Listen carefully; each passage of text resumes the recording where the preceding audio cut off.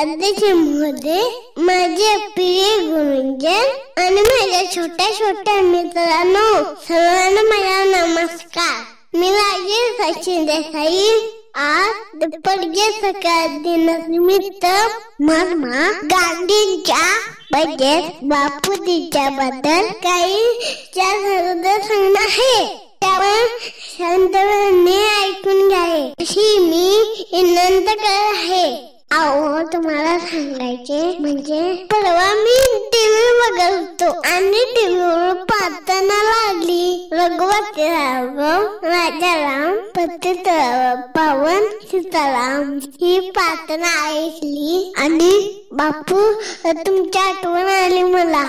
बापू, तुम्हाला काय सांगू, ती मोठी माणसं वागतात ती पाहून तुमची सारखी आठवण येते. बापू, तुम्ही म्हणला होता घाण करू नको, स्वतःला पाळा. आणि बघा आता काय चाललंय, इकडे घाणच घाण, सारा देश घाण झालाय. बापू, तुम्ही म्हणला होता खेड्यात चालला आणि खेड्यात आता कोण आहे नाही, सगळी शहराकडे पडाली. बापू, तुम्ही म्हणला होता खोटे बोलू नको जा, चुकीच वागू नको जा. बापू, हे तुम्हाला ऐकून वाईट वाटत. अहो, पैसे दिले सर्व एक काम नाही बाबा. टेबला रुपये ठेवा, टेबला काढा आणि पैसे द्या. अहो, त्या पैशावर तुमचा फोटो आहे तरी सुद्धा लाज वाटत नाही.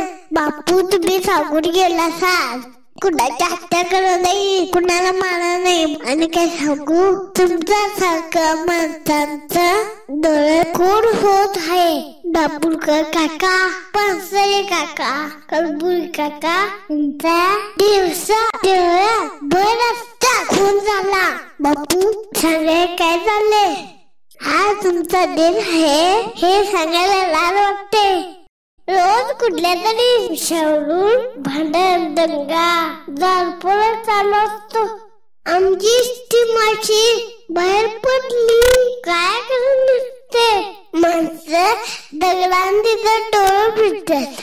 सगळा मी एकटीने कसं जायचं, कसा प्रवास करायचा हे कधी थांबणार आहे का नाही. देशाला मिळून आहे का, असं वागून लोकशाही चांगली बांधत का. बापू, म्हणून मी म्हणतोय तुम्ही खरंच परत या.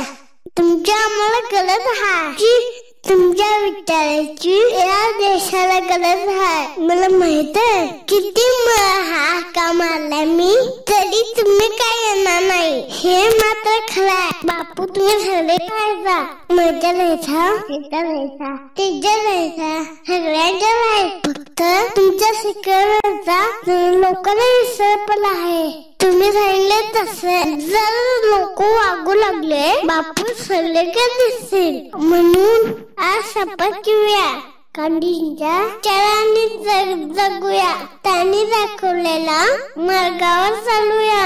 मग त्यांच्या स्वप्नाआधी भारत तयावी. एवढं बोलून माझं छोटं भाषण संपवतो. जय हिंद, जय महाराष्ट्र, वंदे मातरम.